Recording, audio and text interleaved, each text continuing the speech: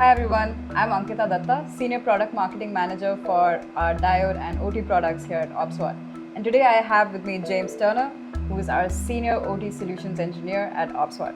Hi James, and today we are all here to talk about data diodes and security gateways. So could you give me a brief overview of what is a data diode? Sure. It's no surprise, by the way, that you're talking about data diodes. Like, this is the hot topic, right? But when you think about data diodes work in a similar way that electrical diodes do too, right? So electrical diodes only allow for electricity to pass one direction. Not the band one direction, but one direction. The data diodes only allow for data to move in one direction. So we're only really moving that data unidirectionally out. I like to think about it in terms of time. Time is always moving forward, always marching forward. Continuous marching forward, never going back, we can only go forward. And that is effectively what a data diode does. It only allows for one direction communication. Got it. And there's a lot of conversation about like choosing a data diode or whether having a firewall in place. So what would you say, like do these work together? Are they either or? So it depends on the application. I hate to say that, right? The SE always saying, well, it depends. But here's the thing. So in the end, if you're having remote access, you're gonna need some kind of pathway in, right? And that might be a data diode. That could also be a bilateral security gateway. There's options when it comes to this stuff. But with firewalls, we write rules to allow communications in and write rules to allow communications out. The problem though, is when it comes down to things like, I just need this to work.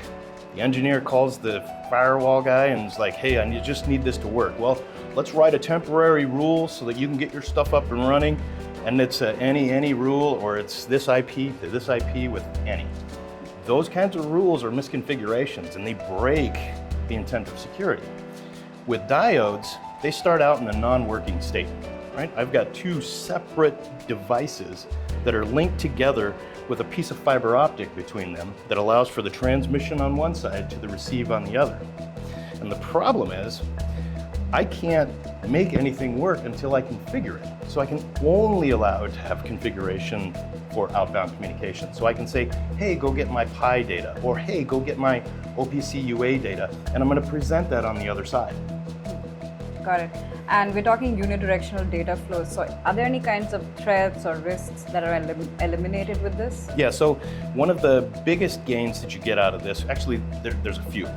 First off, when we're talking about outbound communications, we are now controlling all of the outbound communications. So we can prevent things like C2 or command and control channels that are used by adversaries in the OT environment to communicate out. So the idea behind that is we're really disrupting that communications, not allowing that communication to come back in.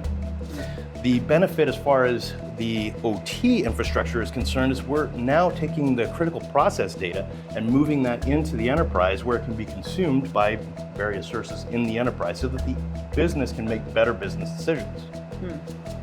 Got it. So anything to do with like data analytics, moving data and analyzing it, all of that is in our control now, and it's secure as well. Correct, because we're only allowing it to happen one direction. But back to what we were asking about, if I need control into the OT infrastructure, as strange as this would be from the enterprise into the OT, not very common.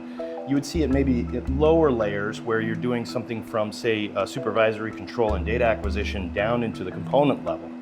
And there we even see diodes too. So diodes getting critical process data out from the PLC, the programmable logic controller, to the SCADA or supervisory control.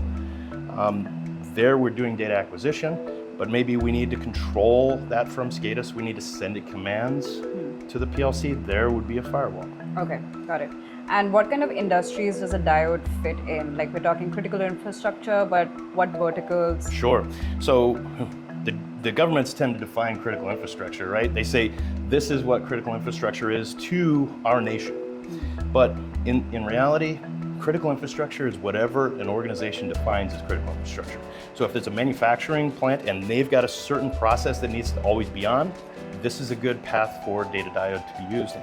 But it could also be used in utility, in generation and transmission, distribution, substation automation. Other areas where we can use it in water, wastewater, oil and gas. So those are typical verticals that we see them in. Got it. And last off, like what kind of threats or attacks would you say that have happened in the past or trends that you're seeing right now could be prevented by a diode? So interesting, 2019 there was an attack on Norsk Hydro, and you think hydro, it's utility, but this particular area was of their manufacturing division. Their manufacturing of aluminum, there's an aluminum plant. And what their response was to contain it, shut down the network. Now the problem, and I'm not saying it's a problem, they made the right decision, but when they shut down the network, they lost visibility. And when you lose visibility, it means that you've got to call people up and say, hey, we need some help for the people who know how to run this process manually. Go out there, we're gonna take process measurements, we're gonna run those back to the people who make decisions and figure out what we need to do next. Because really for us, it's about, is it safe, right? Number one, is it safe? Is it working reliably? And so those things are what we need to do. So we're sending guys out with notepads. The alternative is to have a data diode, leave those networks operational, get your critical data out, shut off the firewalls. Got it. Yeah, it's critical infrastructure, so systems need to be up and running and no operational disruption. 100% of the time. Remember, in OT, it's all about safety first, reliability. So to learn more about our data diode products, visit OPSWAT.com.